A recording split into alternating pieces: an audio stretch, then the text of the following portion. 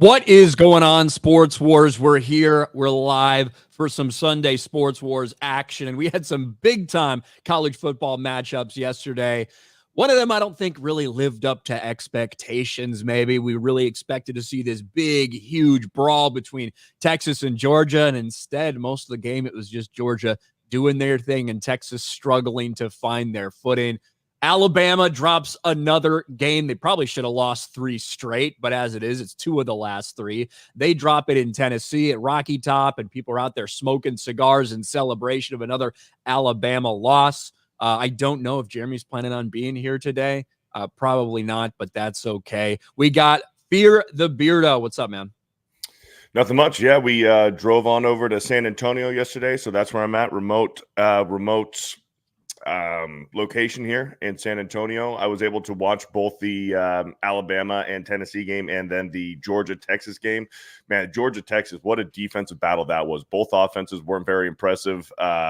Carson Beck, continued to struggle. He had 3 interceptions yesterday, but somehow found a way, mainly with Georgia's defense making some crucial sack fumbles on both Quinn Ewers and Arch Manning. Some questionable coaching decisions coming from Steve Sarkisian yesterday, putting in Arch Manning late in the second quarter and then pulling him again after halftime to put Quinn Ewers back in.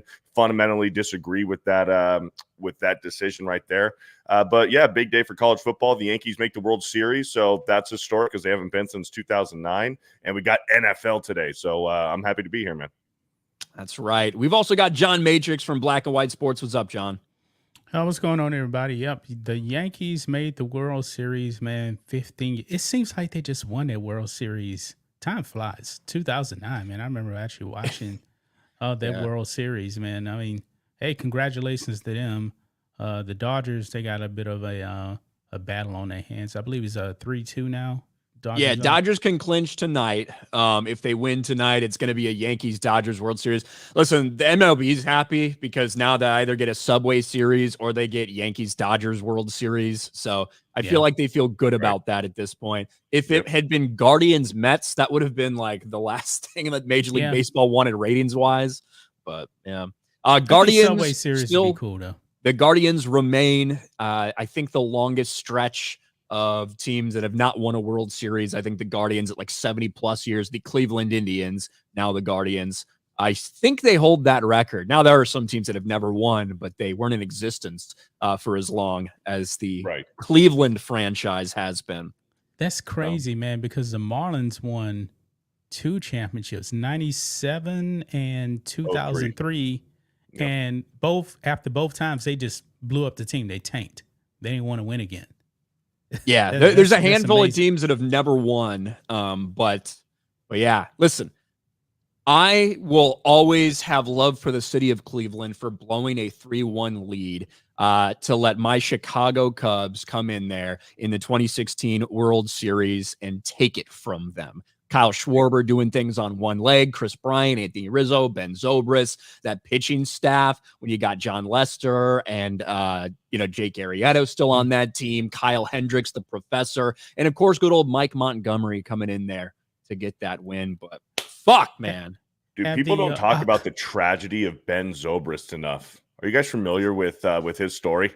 I'm pretty sure that his hot wife started fucking their pastor and stole all of his money or something. Correct. Yeah. Correct. Yeah, so the church that him and his wife went to, they were making like several $100,000 in donation to that church and to like missions trips and like just tithing and stuff.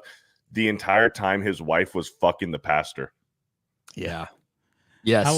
I was about to ask a dumb question. I was about to ask, had the Montreal Expos / Nationals won a World Series? Then it just dawned on me. They beat my Astros a few years back. Yeah, Nationals 2019, right? Nationals in 2019 won that World Series. They got it as that wild card.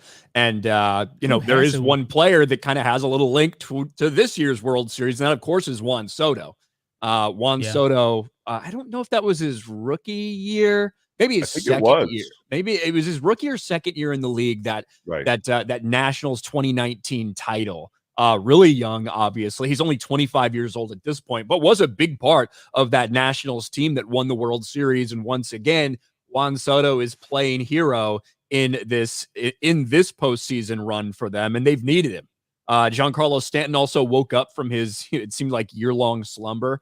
But the Yankees advanced to the World Series with a fairly easy, although the games were good. The games were insane. To be honest, if you're watching baseball this postseason, it's been a treat. There's been something like 15 or 16 game-tying or go-ahead home runs in this playoff run, whereas last season there was only like 4 or 5. There were only a handful. It has been incredibly exciting. And even though the Guardians lose the series 4-1, a lot of those games were solid, good games. And the Yankees do it. Juan Soto hits a 2-run bomb, I think, to put them ahead later in the game. But yeah, Yankees advancing to the World Series. A lot of people talking about Juan Soto's upcoming free agency. And when you're on the same team as Aaron Judge is going to get a ton, obviously, of the attention, batting 300, almost 60 home runs again, stuff like that. Juan Soto kind of quietly had an incredible season. I think he was batting 285, 290, had over 40 home runs, and is really coming through in a big way in this playoff run as well. But people are speculating a massive contract in the works for his upcoming free agency. Surely the Shohei Ohtani number, that's a number that's unheard of that we hadn't seen before. But he is also a pitcher as well as a hitter. So what is Juan Soto going to be worth on the free agency market? A lot of that might depend on how long he wants to sign for, stuff like that. The dude is only 25 years old. But Yankees get a little bit of time to sit there and watch who they're going to play in the World Series. Yep. Somebody says Soto going to the Pirates. There is no way that Juan Soto goes to the Pirates. No. I think Juan Soto, he's comfortable exactly where he's at. Yeah, I mean, potentially. Obviously, the Yankees may be willing to give him the most money. They also have another guy they just signed to a big deal in Aaron Judge. So I just don't know. Or did Aaron Judge sign that? He did, didn't he? Aaron Judge signed a big contract. Remember, it was a few years ago when Aaron Judge was a free agent. He was all about going to San Francisco. Like, that was pretty much a done deal, where San Francisco even reported that they snagged Aaron Judge in free agency. And then a few hours later, they were like, whoops, never mind. Aaron Judge is signing with the Yankees. Yeah. So that's a 9-year, $360 million contract. So that's the Yankees have never been a team to hold their purse, man. They usually spend a whole bunch of money. They gave Mark Teixeira a whole bunch of money. They gave Gary Sheffield a whole bunch of money. They were spending A-Rod. Don't forget about the A-Rod contract. When A-Rod signed that. A-Rod was absolutely tremendous. That was like the first big one that we've ever seen. Yeah. But A-Rod, man, that dude was, at that point, one of the best baseball players I've ever seen. Yep. At that point when he went to the Yankees, he was insane. When if you thought Aaron Judge was great, A-Rod was way better than me. When A-Rod first signed that deal, it was something like was it $27.5 million a year or $30 million or something? Well, you remember he was actually going to go to the Red Sox, and then the players union stopped it because it was like, wait a minute, we ain't gonna have you resetting the market or something. I believe he was taking less money, and they wouldn't let him do it. That's how he ended up with the Yankees. Yeah, it was. I don't know why that number fucking stuck in my head. Yeah, it was $27.5 million a year for Alex Rodriguez. 10-year, $275 million contract. Yeah. And at the time when he signed it, that was 20 years ago, though. It was fucking crazy. Now there's a bunch of guys that are making that type of money. But when he did it was just a huge jump up. Like, we hadn't seen anything like that in a baseball contract in history. Well, and then a few years after that, Albert Pujols signed with the Angels for 10 years, like $500 million. Yeah. And that contract was bad. Well, they didn't know they didn't know that Albert Pujols, although his birth certificate said he was 26, was actually probably like 35 at the time. He was good for about 3 of those years, I believe. And he was halfway decent for about half of that contract. Albert Pujols, what he did at St. Louis, when you go back and look at in St. Louis. You look back at his years in St. Louis, it's insane. He like was absolutely insane offensive numbers.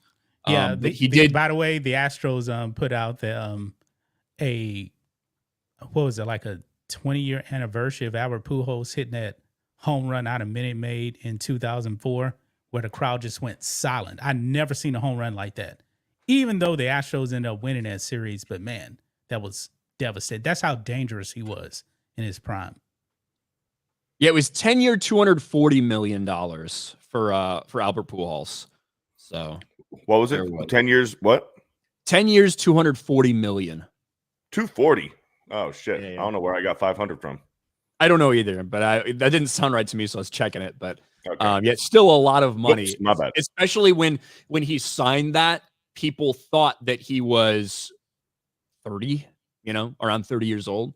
So when you do make those deals with these guys, these 10-year deals, you're thinking, all right, we're paying this guy this much money now, but what's going to happen when he's 35, 36, 37, 38? Are we going to get the value out of that contract? Shit like that. Mm-hmm. So, it was a little maybe overpaid for him a little bit at the end there. Yeah. Alex McCarthy for 2. My Jags kicking ass. Yes. Very true. Very true. Let's see what the score is right now. It's 25 to 10 right now, which I'm happy about that. The worst thing I wanted from a narrative perspective was for Drake May, rookie quarterback, and the New England Patriots to go in there and stomp the Jags the same way that the Bears just did. That's the last thing I fucking wanted. So I'm glad the Jags are taking care of business against New England. Man, the Patriots stink.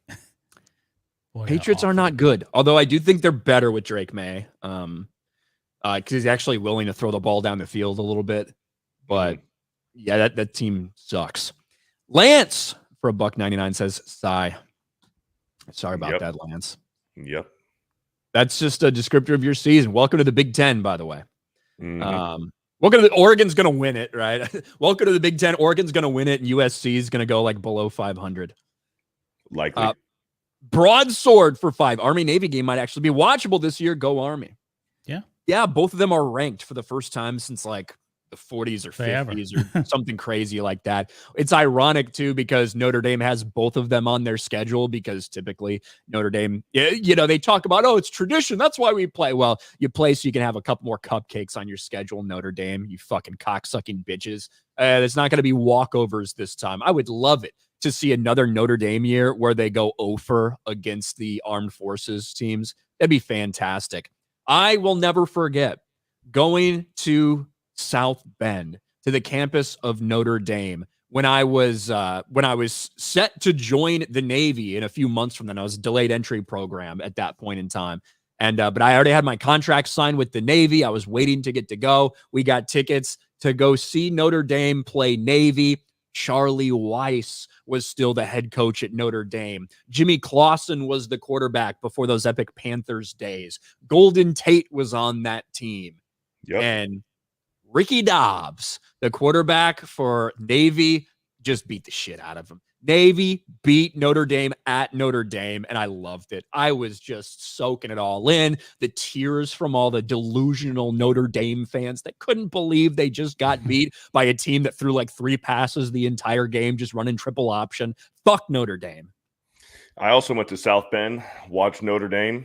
Again, with Charlie Weiss, Jimmy Clausen, Golden Tate, and I seen them play Boston College.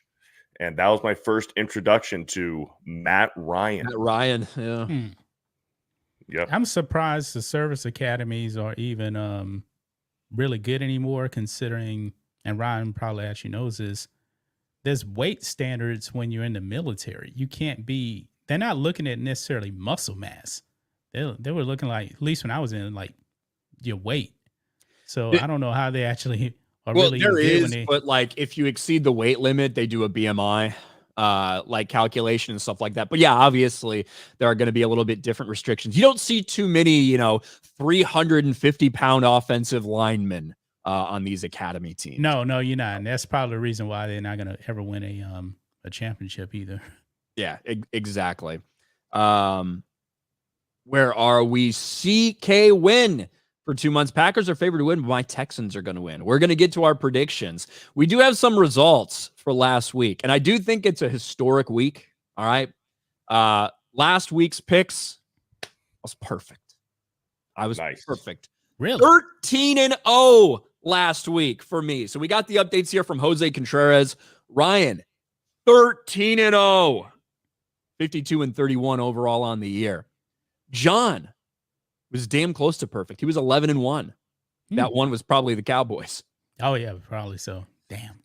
You're 41-25 on the year, John. Beardo, you had a good week too, dude. 10-3.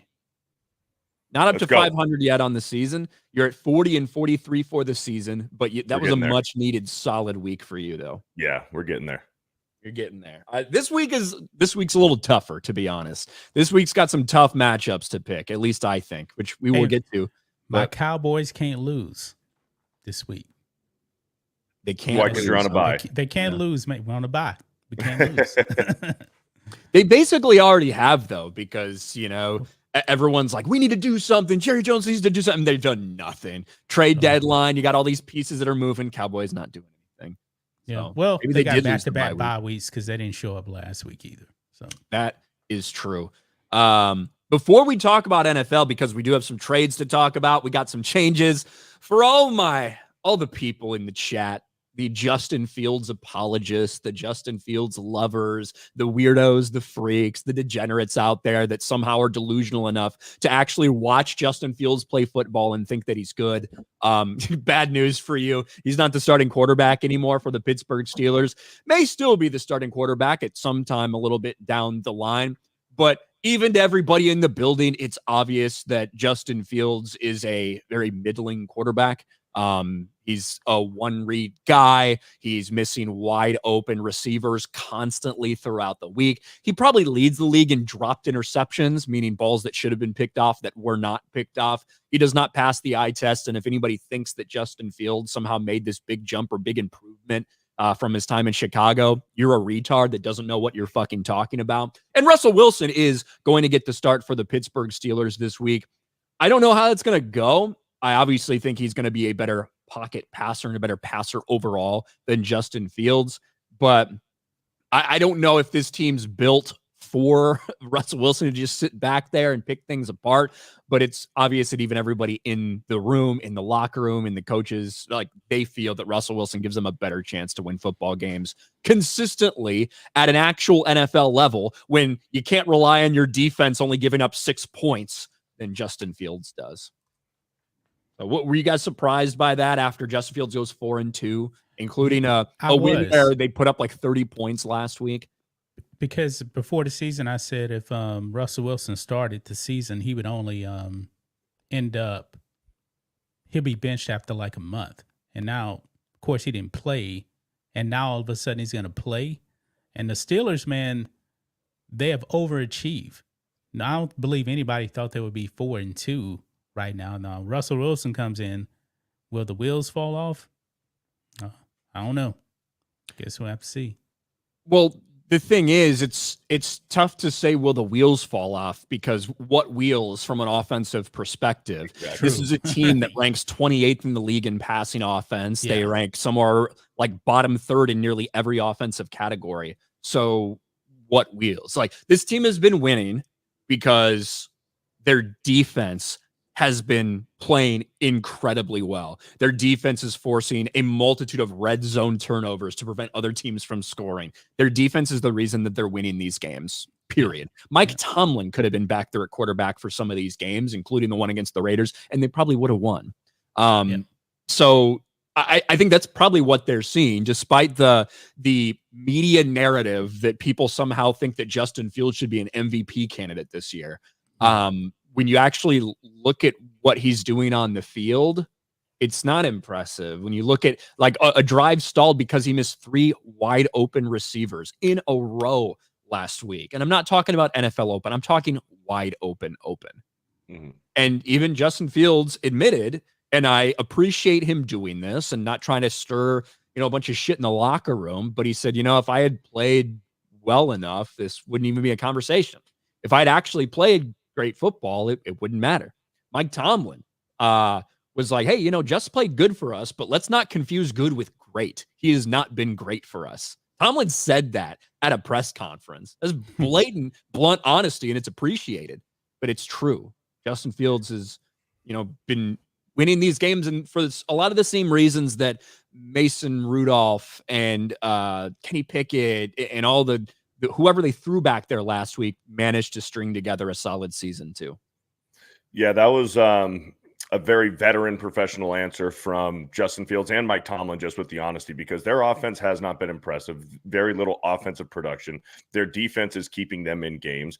But more or less, I think you're going to see a little bit of the same with Russell Wilson. I do think that offense probably opens up a little bit more, because back when Russell Wilson was in Seattle, he was kind of a better Justin Fields. He was able to escape some pressure in the pocket. He was able to extend plays on his legs, chip away at first downs, run the bootleg, and he's a better passing threat. He can actually throw the deep ball. Now, when he went to Denver, he kind of completely abandoned his kind of sort of play style that he did in Seattle. He wasn't extending plays with his legs. I don't know if he wanted to just completely change his play style and just be more of a pocket passer, and that's why he underperformed in Denver. But we'll see in Pittsburgh. It's also, there's two different seasons in Denver too. The first one, Nathaniel Hackett and Sean Payton. And now that we've seen Nathaniel Hackett, very much got blamed for what happened there. Heads of New York Jets. He's now lost his play calling job there as well, because their offense was performing so anemically. Right. So that second season with Sean Payton, it was clear that Sean Payton didn't want Russell Wilson long term, but numbers wise, it was a much better season for Russell last year with the Broncos. Correct. And that first season was historically bad for him. Yeah. It made people like completely change the way they feel about Russell Wilson as a player that one season. And he is obviously older than he was, back in those Seahawks days. I don't think you're going to see that type of, you can't at that age. You're not going to see the same type of electrifying plays with his legs, but certainly a guy who's much more established as a passer and as a pocket passer in the league than Justin Fields will ever be. And the Steelers were always going to, Russell Wilson was going to be their guy starting if he didn't get injured. We were always going to see Russell Wilson. And I think where the Steelers are in a position at 4-2 right now, where they feel comfortable with putting Wilson back there to see what he's got, to see if he is more of a viable option going forward than Justin Fields, just sneaking away with some wins back there. Can they maybe take it to the next level? I don't think it's going to be a huge improvement, a huge difference, but I do think Russell Wilson gives them a better chance on offense for sure. Well, I think these guys know, like, despite the Twitter people or like ML football or whatever these fucking retards are, absolute genuine retards who run a lot of these big pro sports fucking Twitter engagement farming accounts. Regardless of this narrative surrounding Justin Fields, the coaching staff realizes that you have to actually make some throws if you want to win. Great, we can have another 9-8 season or sneak into the playoffs, but if you want to actually see if you can do something and take advantage of what appears to be an incredible defense, at some point you need to be able to throw the ball on a professional level, not just one read and then make a little run, or Justin Fields. Oh my gosh, look at his rushing touchdowns. So congratulations on your rushing touchdowns from in the red zone, which most teams are just going to hand to a fucking running back. Congratulations, Justin Fields. I wish we would have got a little more out of you, quite honest, because I would love to have that 4th round pick from you guys. That's another thing. That's another thing that people were looking at, is that 4th round pick.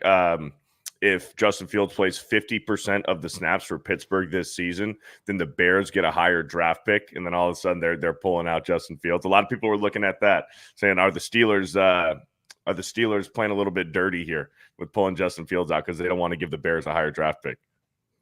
It'd be one thing if it was changing it from like a 6th to a 1st or something, but obviously, that has value to them. But I think it's much more about this season, and they think based on what they saw they named Russell the starter for a reason after everything they went through in training camp. And Justin Fields is currently leading like one of the worst offenses in the league, despite their record. So you got to factor that in. But hey, at least they're not the Cowboys, right, John? Yeah. Dom H, Yankees are World Series bound. Let's go. That's right, Dom. Your Yankees heading to the World Series. So who are we going to have? When you look at top payrolls right now, I think it's Mets, Dodgers, Yankees. Is that the order for top payroll? Yeah, I believe so. So the top three, shockingly, were three of the four teams left. Weird how that works. Yanks fan for 199, pay him $1 billion. I don't know if that'll work. This will be payback for Dave Roberts and his stupid stolen base 20 years ago. Bro, Dave Roberts is a bitch. An absolute fucking pussy ass bitch. The way the Dodgers played victim over that whole Manny Machado, he threw the ball at me thing. This is like Jesse Smollett, Bubba Wallace style shit. The idea that Manny Machado's flipping of the ball towards the dugout to roll up against the fence in front of the dugout so the ball boy could get it at the end of an inning is one of the most ludicrous things I've ever seen. And the way a bunch of people in sports media jumped on top of that story to pretend like Manny Machado is actually trying to hurt Dave Roberts or something, it's fucking pathetic. And this is after the Dodgers threw out and hit Fernando Tatis. And I don't have a problem with that. I'm all for it. I'm totally for that fucking old school baseball. Hey, trying to send a message, little enforcer shit, throwing the ball at guys, as long as you're not headhunting or shit like that. I'm all for that. But you can't go out and intentionally hit Fernando Tatis and then complain when Manny Machado effectively throws a little grounder towards your dugout that's blocked by a cage. And it just fucking hits the ground a couple times, hits the fence, and you pretend like, oh my God, we're the victims here. Fuck the Dodgers. Soft ass team. Eric K with 20 memberships. Let's go. Thank you, Eric.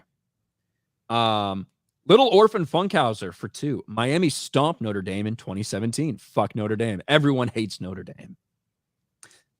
Eric K. Ryan, 2 weeks in a row, you were on fire. You better have some nice parlays this week. I don't have anything going on this week, actually, for the first week in a while. But yeah, I've had 2 really solid back-to-back weeks. A perfect week. Spirian for $1.99. Thank you, Spirian. Chief Sling and Beef for 2. Ryan and John, what's your best challenge coin? What's your best one, John? Challenge coin. Yeah. You know what challenge coins? You didn't have challenge coins? Yes, you did. You had challenge coins you in the military. No. Not when I was in. Nobody did challenge coins. You didn't have captains or admirals or, Master Chiefs with their own special coins that they'd hand out at different times. Not on my ship. They didn't do it. Well, they didn't get any of that. There you go.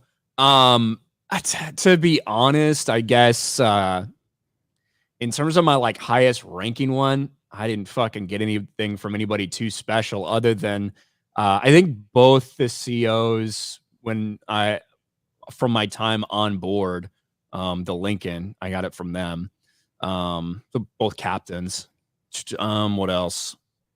I don't fucking know. Now I've got some awesome ones in terms of people that specifically went out and designed super cool shit. I've got a box of them. Maybe I'll show them someday.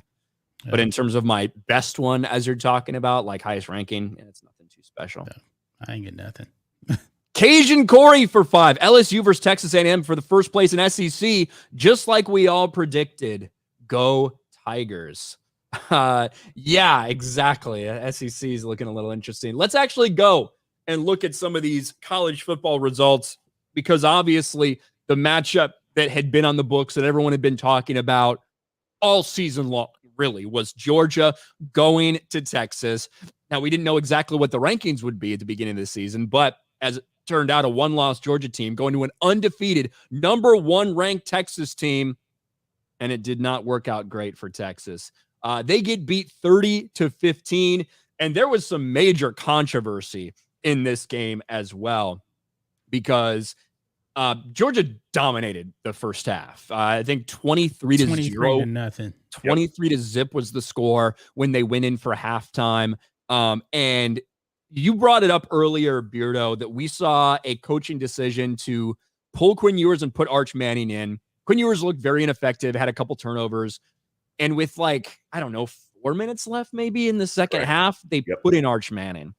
Or sorry, in the first half, they put in Arch Manning. And I don't have a problem if you're going to put in Arch Manning when Quinn Ewers is struggling.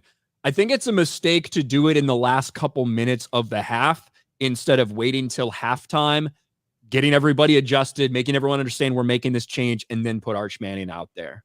100%. And when he was out there, it kind of the offense honestly looked very similar to the way it did when Quinn was out there. Could not move the ball, had struggled with efficiency. Arch Manning didn't look great in his short time. But then after that struggle, they immediately put Quinn Ewers back in to start the second half. But the real controversy was the overturned call.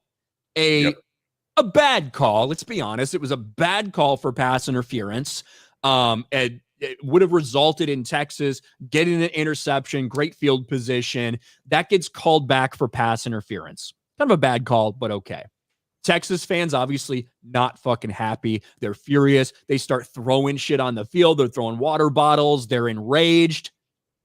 And the refs change the call. Not a review, nothing like that. The refs get together, huddle up together. They just pick up the flag. And they change the call and pick up the flag. Yep. And we see guys huddle. We see them pick up calls. That happens from time to time. This was minutes after the initial call and following a massive amount of backlash from the Texas crowd. So, now it feels what it felt like. And to be honest, it was the right call to pick up the flag probably at the end of the day. The problem was what it looks like is that we made a call. The fans didn't like it. The fans threw shit on the field. The fans acted like assholes, and we caved into them and changed the call for this obnoxious home crowd, which is a terrible fucking precedent to set. Right. Yeah. So if you were watching the game live, the play happened. It was a great interception. I believe that was Carson Beck's third interception of the night. Nearly gets ran back for a pick six. They have the ball in like Georgia's 6-yard line, maybe even closer than that. They throw the flag, and to me, if anything, I believe it's a non-call there. But if anything, if you're gonna throw a flag, it probably should have been pass interference on the offense, on the wide receiver, because he didn't get turned around. He wasn't trying to play the ball at all. He was playing the defender, and Steve Sarkisian was lighting the refs up. They weren't going to do anything. They were going to let that penalty stand. And then, like you said, minutes later, you get the Texas fans throwing trash, garbage, water bottles all over the field. Steve Sarkisian had to go into the end zone, try to calm the fans down.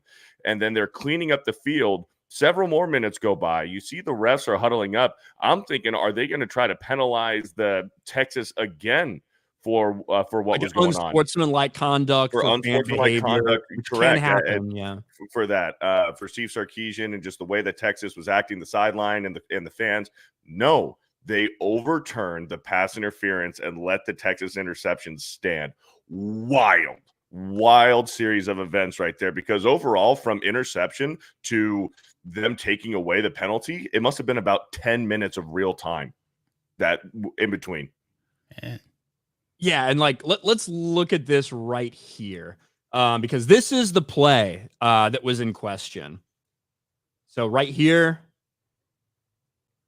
they called that pass interference on Texas. If anything, I thought that should have been pass interference. If there was pass interference, it should have been pass interference on 11. But I say just let him play. I don't think there should have been a penalty at all. Play that back again. This is the first time I saw it. Yeah, let's play this again. Back 10 seconds here. There's Kirby asking for this hold, blah, blah, blah. Here's the play. Oh, wow. Now, obviously, a little bit of bump at the top of that route. The contact was initiated by Georgia, it seemed. Maybe the tiniest little grab, but for the most part, it did look more like a push-off from the Georgia guy than it did a pass interference call or anything like that from the Texas player. And after this happens, and they see the replays, the fans are pissed. The fans are throwing shit on the field. You got Sarkisian down there begging fans to stop throwing shit. And as this is all happening is when the refs decide to huddle up. They all get together and they say, there is no flag. The interception stands. Fucking a wild situation. It was a non-reviewable play too. So right, because pass interference judgment call, one of those Right. things that that they're not going to review. Yeah. So real quick, let's go back to the coaching decision to put in Arch Manning and then ultimately put Quinn Ewers back in at halftime. What they should have done, give the kid Quinn Ewers, give him his first half of football. He's been very ineffective the first half of this game. It is so unfair to Arch Manning to put him in for two drives. The first drive, they did nothing. The second drive, you start to see a little bit, he's getting a little bit more time back there in the pocket. He made a big play on his legs. I think he had like a 30-yard run on his legs. And then he does get a strip sack fumble. Georgia gets the ball again, and then time burns out on the clock. You go into halftime. I'm no coach, okay? What I think that they should have done is, because now, even if you stick with Manning going into the third quarter after halftime, Georgia now has the ability to make second half adjustments, your halftime adjustments, knowing that Manning is going to be the starting quarterback going into the third quarter. You want the element of surprise here. You make that halftime adjustment. You put Manning in the third quarter. Georgia doesn't know that Manning's playing. Georgia is still preparing for Quinn Ewers to come back out there. And then you have the eruption from the crowd. You have all of the hype, people going crazy for Arch Manning, because let's face it, Longhorns fans and Longhorns boosters, they want Arch Manning to play. They want him to play. And ultimately, I think that the Texas offense looks a lot more open and put together and explosive when Arch Manning is back there. You put in Arch Manning in the third quarter, Georgia has no idea that Arch Manning is going in. That's how you create some fire. That's how you shock Georgia right there. I think that would have been the way to go. Not give the kid 4 minutes left in the second quarter. You give him 2 fucking drives where your offense has been struggling pretty much the entire night anyways. Yeah, they were both effectively 3 and outs, you know. Yeah, so. And then but Arch Manning did pick up a first down on his legs. He had that big run. You give him 2 fucking drives, and then you pull him out and put Quinn Ewers back in. I fucking hate that decision.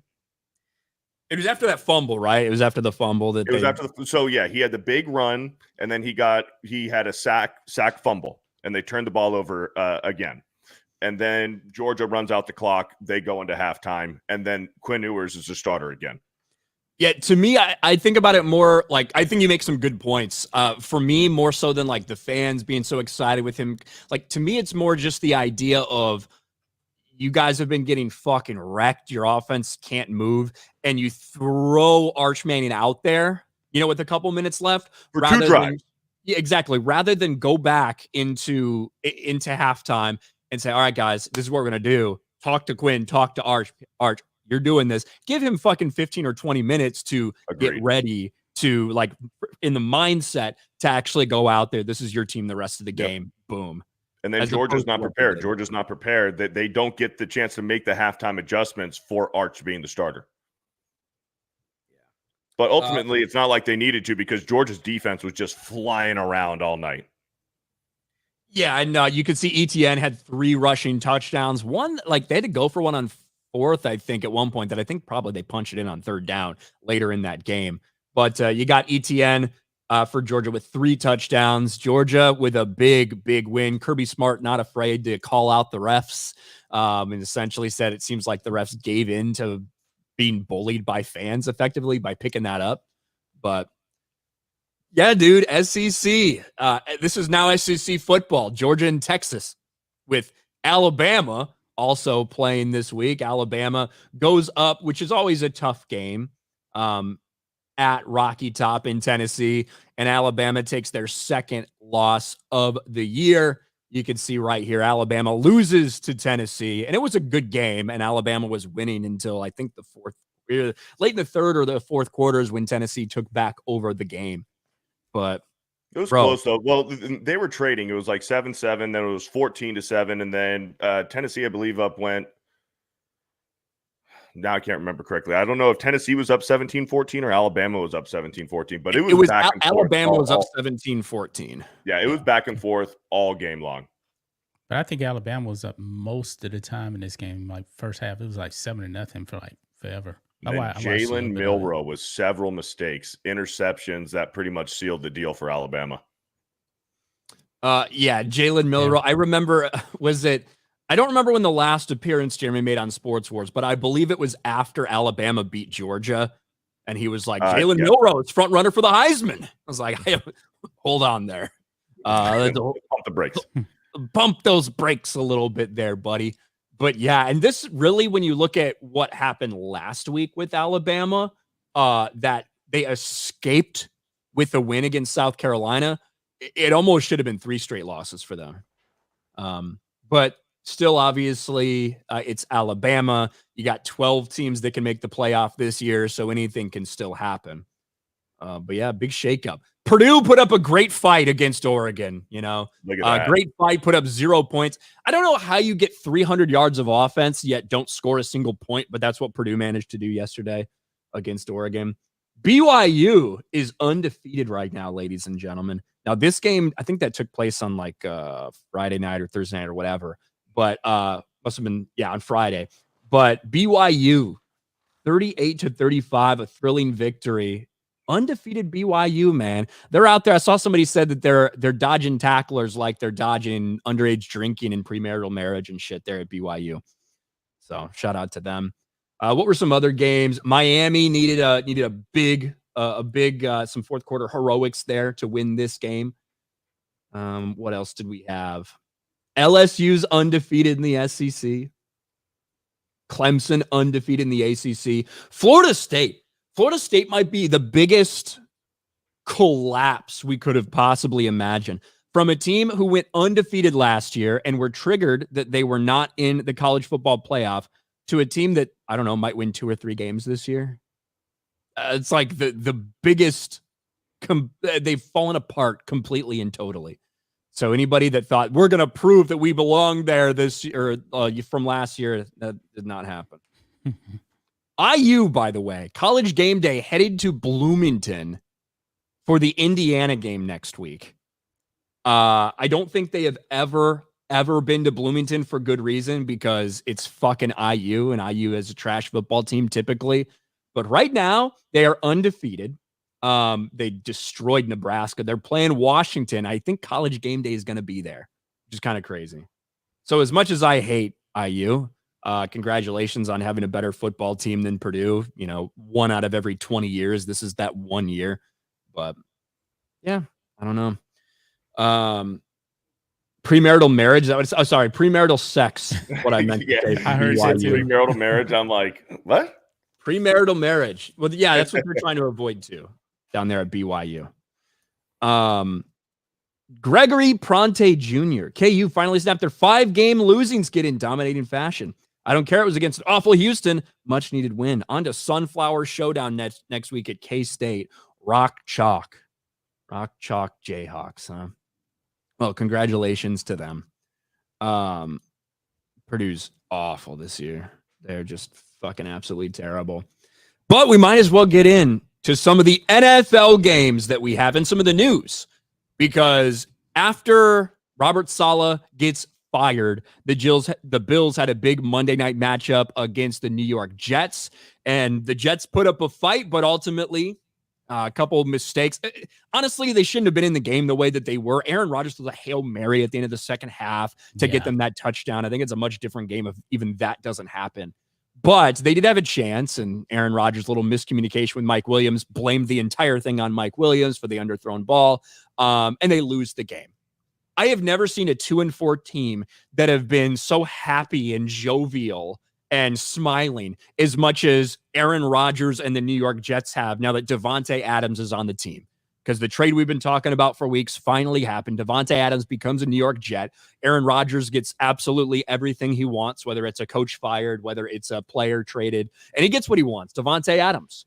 Do you guys think this is going to have a major impact for the New York Jets, just having Davante there? And suddenly, by the way, his hamstring injury is gone. Mysteriously, as soon as he, gets in Aaron Rodgers' apartment, his hamstring feels great again.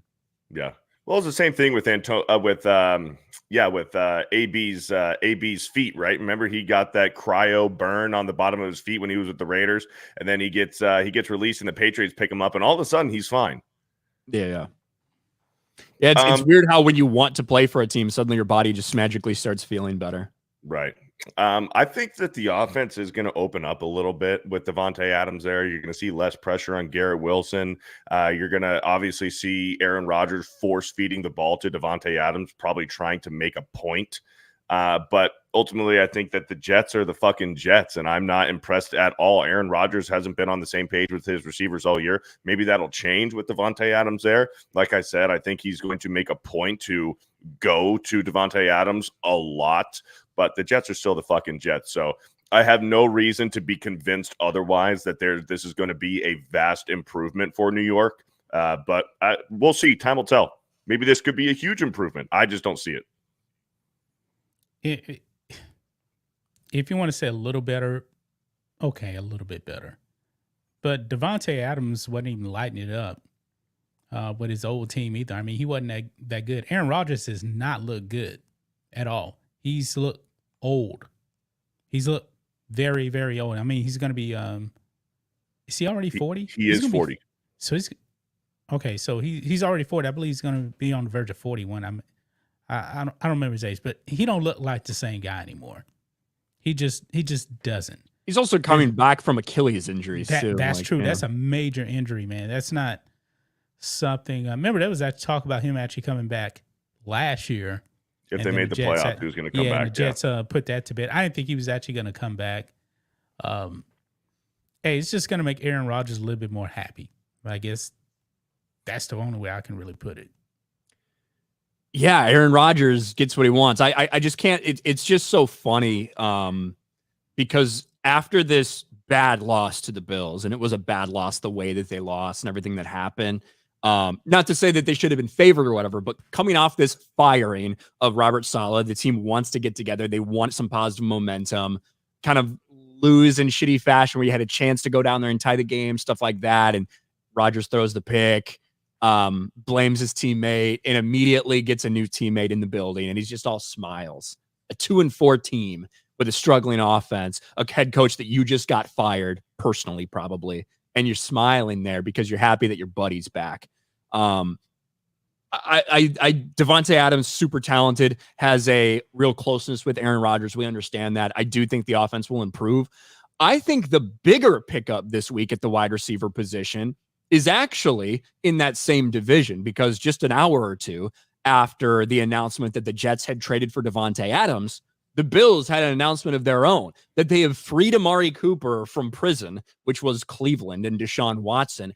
And Amari Cooper took a couple-hour drive from Cleveland up to Buffalo and is now a member of the Buffalo Bills, playing on a team that's already looking solid. Josh Allen, who's playing great this year.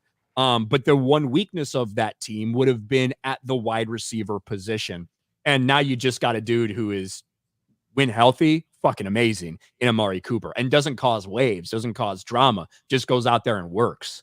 Right. I think that is the much more impactful, financially too, a better pickup for them. And I think it's going to be great. I don't know if he's going to put up the same numbers Davante Adams does throughout the rest of the year, because I think Davante is really going to get fed the ball. And I don't know if that's going to be the Bills' plan. But I think overall, that team got significantly better because you shored up your one big weakness on offense, was the wide receiver depth. Absolutely. I agree with you 100% that this is going to really open up the Bills' offense here. You're going to see Dalton Kincaid. I like Dalton Kincaid, man. That dude when he's good, when he's on, he can be a top 5 tight end in this league. And a lot of the pressure is going to be off Dalton Kincaid. You're bringing in a veteran like Amari Cooper. And the Bills have a lot of young wide receivers too. So you're going to see a veteran wide receiver come in here and kind of show these young kids the ropes. You're going to see, I think you're going to see a vast improvement now with the Bills offense going forward. And I think that you're going to see a clear distinction with how the Bills are going to succeed now versus how the Jets are going to play for the rest of the season off of these two big wide receiver trades that we just saw last weekend. Yeah, I mean, you know a little bit about Amari Cooper, right, John? Would you like to have him back on your team? With the Cowboys. Do I want him back with the Cowboys? Yeah.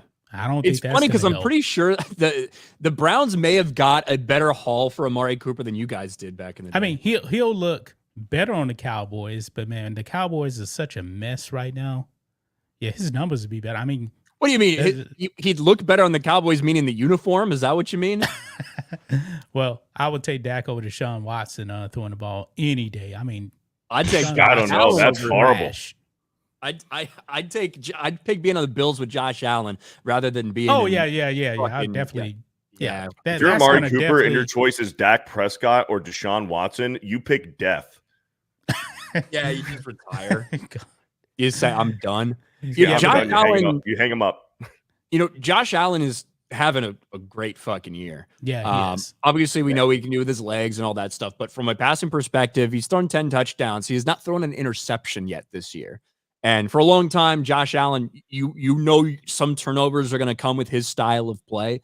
The way he kind of, every once in a while he's going to throw across his body, put up for grabs, and, fumbling, especially with him because he's always trying to extend plays. But this year, had a couple of fumbles, has not had a single interception. Probably one of the only starting quarterbacks in the league that can say that at this point in time. So, and with his style of play, 4-2 Bills, that feels really good about that. Not to have any interceptions is really good. Yeah. So I think that the Bills, I think that's a big pickup for them. Gets a little overshadowed, I think, by the Davante Adams story about the reunion with Aaron Rodgers, two fucking divas who get whatever they want, probably to the detriment of both teams. But we're gonna see. Taker for 2 in the Battle of the Birds. Take my Hawks over Atlanta. Well, we're gonna get to our picks here. I don't know if you're gonna be happy with me. Ozymandias for 2. Who spends more on baby oil, Watson or Diddy? I think Diddy probably does. I think Watson lets the women bring their own. I think that's kind of what he does. BYOB, right? Bring your own baby oil.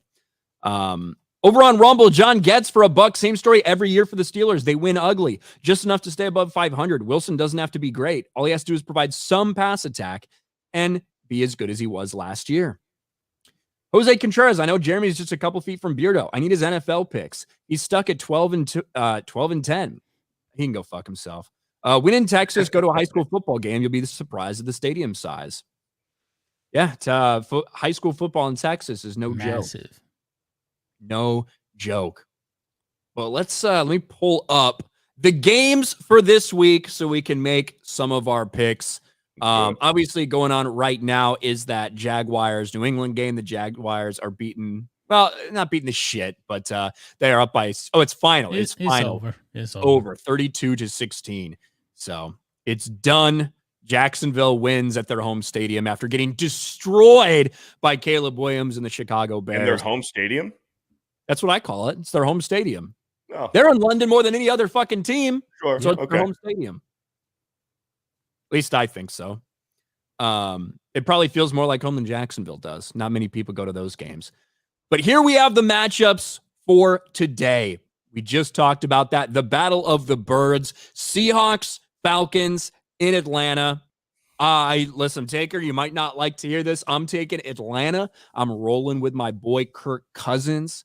I like what the Falcons have been doing this year, and I'm rolling with them over the Seahawks. Yeah, I'm taking Kurt is my second Cousins also. Falcons over the Seahawks. What are you going to say, Beardo? No, I just wanted to see what the spread was. Atlanta by 3. Yeah, regardless, I think the Seahawks, they haven't been impressive all fucking year long.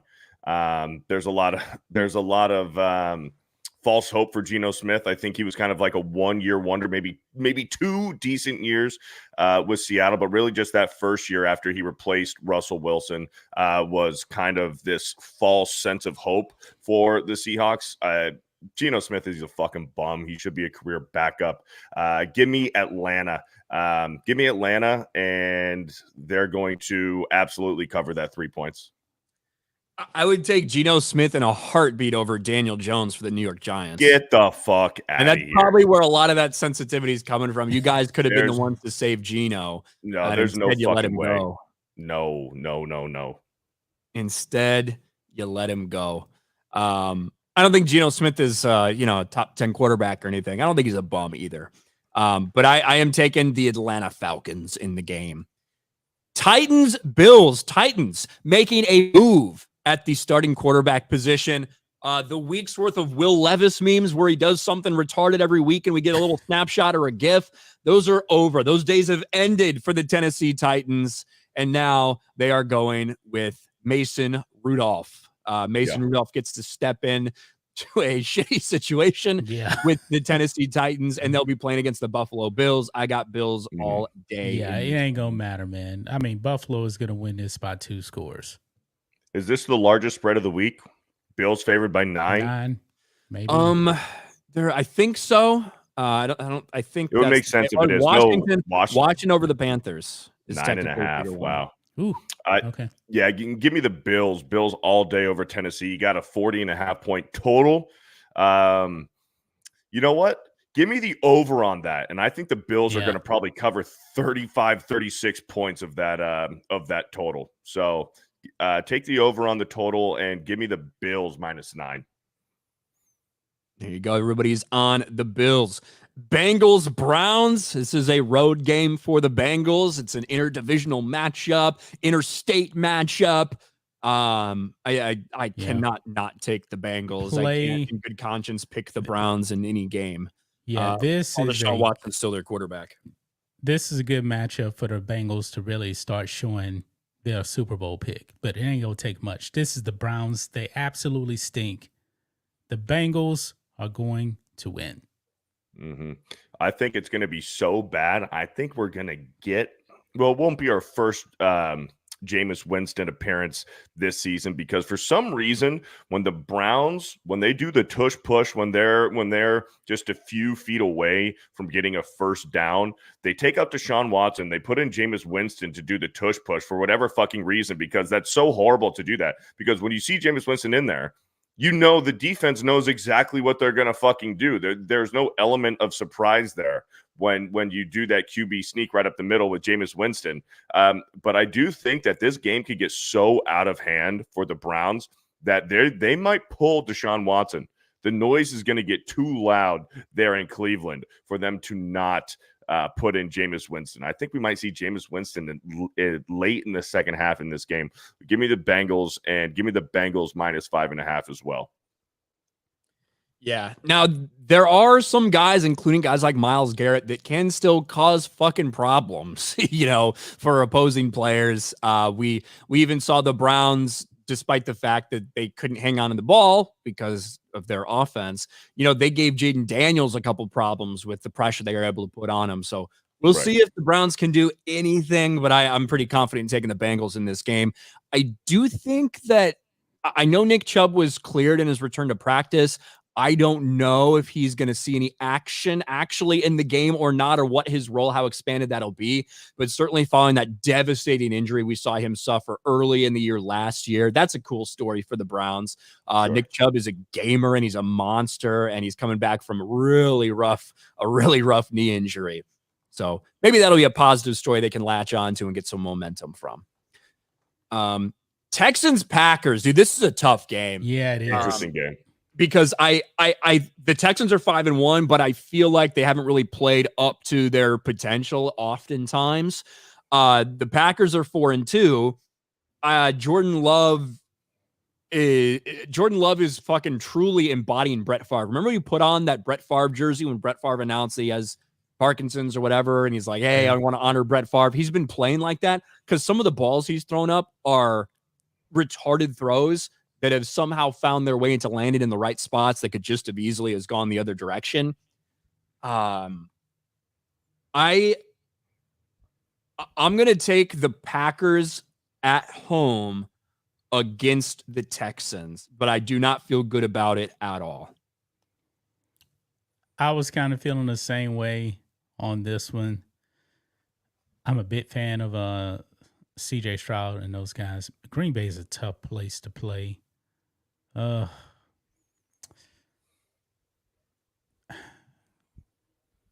me pick the Packers. Field goal, probably about right. Give me the Texans. And I don't think this game is going to turn out the way a lot of people think this is going to be, with a 48.5 point total. I don't see this being a high scoring game. I see this being an ugly, gritty game. For some weird reason, I don't like going over on that total there. I'm taking the Texans. Give me the Texans. Yeah, I think it's going to be I kind of agree with you. I don't think we're talking about like a 35-28 game. I think we're probably talking about like a 23-17, 23-20 type of game. It is outside in Lambeau, 56, and looks like a little bit of rain. Who knows how bad that could be, but I'll take the Pack at home, NFC North. The Dolphins and the Colts. Beardo, I got to ask you the question. Who's starting for the Colts today? I did see yesterday, unless it's changed this morning, I did see yesterday that Anthony Richardson is active. Colts starting quarterback. We're going to Google it. Let's see. Anthony Richardson to play after 2-game absence. Quarterback Anthony Richardson activated for Colts-Dolphins matchup. Yeah. Now, the fact that Anthony Richardson is active makes me not feel as good about the Colts, just being straight up. If this is Joe Flacco against the Dolphins, I'm taking the Colts 100 times out of 100. Because it's Anthony Richardson, not necessarily the case. I still am going to go with the Colts because it's the fucking Dolphins without Tua. So that's just the way it is. So I guess I kind of got to go. Week 8. He's looking at week 8 to come back, by the way. Even if the Colts, they're starting Anthony Richardson today, there is a very good chance that by the second quarter, Joe Flacco's starting anyway because Anthony Richardson got a concussion or there's some sort of injury. Dude is a glass cannon, okay? Very good odds that Joe Flacco winds up coming and playing into this game. Give me the Colts either way, but I'm taking the Colts either way. And this is an total 43.5. Take the under, hammer the under on this fucking game. Colts either way, but I agree with you, Ryan, all season long. The Colts have a better shot at winning games with Joe Flacco back there. Yeah. That's why I'm taking the Dolphins. Give me the Dolphins in this game. Anthony Richardson is trash. Ryan's right. The man is absolute garbage, man. Flacco, maybe I would actually pick him at Flacco. But Beardo could be right. I mean, Flacco could end up coming in, and then definitely the Colts probably would end up winning. But as of right now, the way things are, I'll take the Dolphins. It's a tough situation the Colts find themselves in because you have a project quarterback. That's what Anthony Richardson is. He's a project, and he needs game experience, and he needs to do these things. But at the same time, if you look at it realistically, Joe Flacco gives you a better chance to win. Mm-hmm. But and how many games in total has Anthony Richardson actually played a full game in the NFL? 3, 4? 7 maybe. I don't know. If that. Yeah, not many. But yeah, so if you start Joe Flacco from now through the rest of the year, guess what? Indianapolis Colts, you're going to go 9-8, maybe sneak into the playoffs, but you're still left with the question, what do you do about the quarterback of the future? So ultimately, the sad reality is if Anthony Richardson's healthy, you should probably play him to develop him, despite the fact that he doesn't give you as good a chance to win. Lions and Vikings. Dude, this is a matchup, all right? Yeah. The Lions are rolling right now. The Lions have a ton of momentum. The Minnesota Vikings are coming off a bye. This is tough because the Vikings have not done anything wrong this season. I have to go with the Lions and the momentum that team has had over the last couple weeks against Minnesota. It's tough, but I think that's what I got to do. Yeah, I'm taking the Lions also as well. This is my Super Bowl pick right here. And the Lions?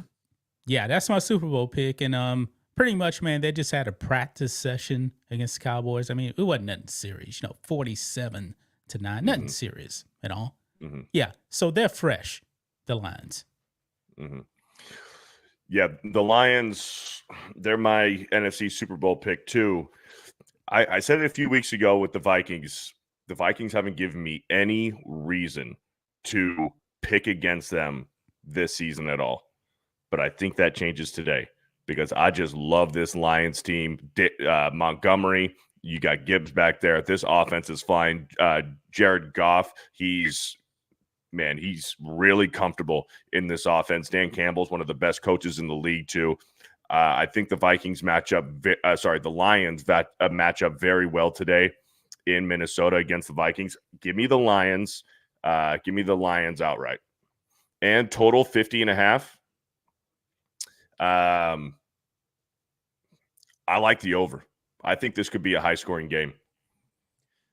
Now, we do have to mention Aiden Hutchinson not going to be there for the Lions either. Correct. But I think the Lions are going to move the ball against these Vikings. Vikings are only coming off a 10-day, not a true bye. No, they're actually coming off a bye week.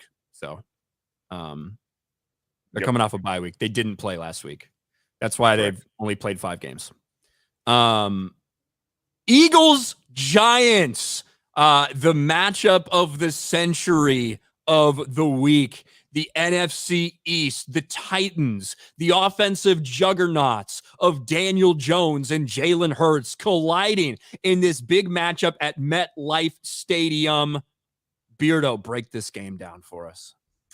The Giants should be 4-2. We should have beat the Redskins earlier this season if our idiot kicker didn't pull his hamstring. And we very easily could have won last week, Sunday night, against the Cincinnati Bengals. I hate this game because both teams fucking stink. I think this is going to be a big revenge game, not for Saquon Barkley, but for the New York Giants. I think that this Giants defense, especially Dexter Lawrence and Brian Burns, were without Kayvon Thibodeau. You got McFadden back there in the linebackers position over there.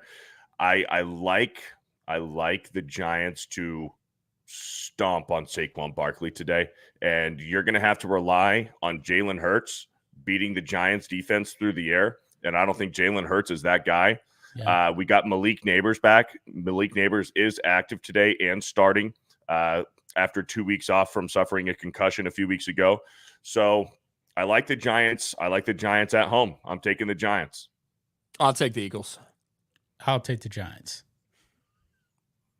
There you go. Yeah, I think that the Eagles, as bad as they are, they do somehow find ways to win these games. I think they're going to feed Saquon. The Eagles they should be fully healthy at wide receiver again. And until the Giants give me a reason to bet on them, I can't rely on the New York Football Giants. Take the under in this game. I'm going to pick the Eagles for this one. I don't want to watch this game. Don't even put it on air. Raiders and Rams. Don't even want to watch this game. I wasn't sure if you were talking about Raiders, Rams, or Eagles, Giants. Eagles, Giants is the one I don't want to watch. I'll watch Raiders, Rams because, as the Rams are 1-4, it feels like easily they could be 4-1. I guess we can actually look at some of these things here. They obviously got destroyed by the Cardinals. They lost in overtime that opening game against the Lions. They beat the 49ers. They lost to the Bears, but they did have the ball with 2 minutes left. Matthew Stafford throws a pick. The Bears secure it. And they barely lost that game to the Packers before their bye week. So it's tough for the Rams. I think they're the better team. I'm picking them to win this game because the Raiders are a total and complete disaster. But yeah, we'll see what the Rams got. I don't know if Cooper Kupp is back. I know people are inquiring about trading for Cooper Kupp. Right. I don't know if he actually is going to play today or not. We might not know until later this afternoon. I'll tell you this. If Gardner Minshew were starting for the Raiders, give me the Raiders. But I don't know. I just don't trust Aiden O'Connell. Why do you say that, though? Based on what we've seen? Just experience. I like Minshew. Minshew's got the experience. The Raiders got spanked by Pittsburgh last week. And I don't know. Man, I hate this game. And the fact that the Rams are favored by 7 at home. I like the Raiders to cover that 7 points, but give me the Rams to win. Yeah, give me the Rams also. I mean, I was kind of debating on this. I almost picked the Raiders, but I was like, I don't think so. I think the Rams are going to win, but it's going to be less than 7 points. Probably a field goal game. I think the Rams are going to. I think they're going to take this game. Not even a question in my mind. The Raiders are done. Fucking Raiders suck. Yeah. Panthers versus the Commanders. Redskins. Yeah, Redskins. Sorry. No. I meant that. That's who you're taking. That's who's gonna win. I mean, I'm also gonna pick Washington in this game. We'll see. It's interesting. Obviously, a lot of people that are mad that Caleb Williams has had such success over the last couple weeks, pointing out their poor schedule, somehow ignoring the teams that the Commanders have played. But so they get another 1-win team in the Panthers. I can't wait for next week because I think next week is the Commanders-Bears matchup. That's going to be fucking awesome. And they flexed it to afternoon, which will be great. But you can't pick against the Commanders in this game. Yeah. Give me the Redskins with that 9.5. Total 51.5. I don't know if it's going to be that kind of game. I don't think it's going to be a barn burner. Give me the under on that 51.5 total. But I still think that the Redskins are going to cover that 9.5. Yeah, Panthers fucking suck. So I don't think there's too much more to think about when it comes to this one. Chiefs and 49ers. Ooh. Interesting game, man. Yeah. Yes. Incredibly interesting game. Super Bowl rematch. Still no Christian McCaffrey, right? Listen, Ricky Pearsall got shot in the crime-ridden streets of San Francisco and returned before Christian McCaffrey did. Yep. So, no, I don't know if we're going to see Christian McCaffrey to the playoffs, to be honest. Correct. A San Francisco team at home struggled at points, but a Chiefs team that has not looked all that impressive. No, they haven't. But they were on the bye week last week, so maybe they. Yes, Andy Reid on a bye. There's not many more people that have a better record than Andy Reid coming off of a bye week. This is tough for me. I still don't know who I'm going to pick. You know what? I'm gonna pick the Niners. No confidence though, but the Chiefs haven't looked great, especially on offense. I'm going to go with the Chiefs. Okay. I'm going to go with the Chiefs, undefeated Chiefs who have not played well, but they are coming off that bye. Give me the Chiefs. My heart and everything in me wants to take the 49ers. But I just know how this thing goes, man. I've seen this movie before. I'm taking the Chiefs. Okay. And take the over on this game, too. Oh, really? I don't know if it's like the over. That type of game. I don't know if it's going to be that type of game. I'm thinking like 24-17 or something like that, maybe. I think both teams are going to it'll be high 20s for each team. So okay. I'll take the over. Yeah, that's a huge matchup this week. And those are the teams I picked another rematch in the Super Bowl before the season started. We'll see how that works out. Obviously, 49ers has not gone according to their plans. Nope. And then Jets, Steelers, two struggling offenses meeting. Both of them have made changes recently. Davante Adams acquired for the New York Jets just in the past couple days. And of course, the Steelers deciding that it's over for Justin Fields. We've seen enough. We know who he is. He is who we thought they were. And Justin Fields will be riding the bench as Russell Wilson takes over for the Steelers. I do still think they're going to throw Justin Fields in there, probably for some goal line stuff. Effectively, Justin Fields is a wildcat guy. It's kind of always who he's been. I'm glad he's finally coming into his role. This is also a fucking tough game for me. Personally, I would love nothing more for the Steelers to go out there and score 49 points and just absolutely stomp the shit out of the Jets while the camera pans to Justin Fields on the sidelines. But I don't know. I am going to take Steelers in this game. I do not feel good about it. But hey, we thought the Jets were going to come out with something to prove the other night. They didn't. So sticking with the Steelers. Give me the steel curtain. Give me the steel curtain. I just think football's funny, man. I think it'd be so fucking funny for the Steelers to make this quarterback change. Yeah. And then fucking lose to the struggling Jets. Yeah. Give me the Jets. Give me the Jets just because I think it'd be funny. I do think that I think that the defense, obviously. The biggest thing for me in this game is not who the quarterback is. It's the defense for the Pittsburgh Steelers, who have played phenomenally. Yeah. And we've seen Aaron take a beating this year, and I think that could continue this week. So, but I don't feel great about my pick, certainly. I don't know what this team's going to look like with Russell Wilson at quarterback, but that's my pick. I'm sticking with it. Pittsburgh Steelers. And I just want to see more of Aaron Rodgers looking old and sad like a bitch while his buddy Davante is like, man, what'd I come here for? Thought you told me it was going to be different, Aaron. But we'll see. All right, those are our picks for the Sunday games, ladies and gentlemen. Let's catch up, see if we got any more super chats. Sending New England and Jacksonville to England to play football is the worst thing America's done to them since the Revolution. I believe I made that joke the other week. Yes, Bane 0. That is funny. Fuck the UK, apparently. Connor Akers, Jerry Jones in his own mind wants to be the Cowboys quarterback. Second worst owner in football. Who's the worst? Carolina. I don't know. He's only been the owner there for a couple years, though, right? He's fucking horrible. He's fucking horrible. I forget his name. It starts with a T, I think. Whoever the owner is in Carolina, he might be the worst owner in sports. He's worse than, what was his name from the Clippers? Donald Sterling. Oh, nothing wrong with Donald Sterling. He might have been racist, maybe, allegedly. But even if he was, he still fucking hired a black coach. He still made all the decisions he thought he should make for a winning team. Sure. Jerry Jones, he's the second worst owner in the NFL, in my opinion. The Cowboys aren't winning jack shit as long as Jerry Jones is alive. Chargers fans would tell you Dean Spanos is the worst owner. You do great entertaining work, gang. Fuck Jeremy, a homosexual male.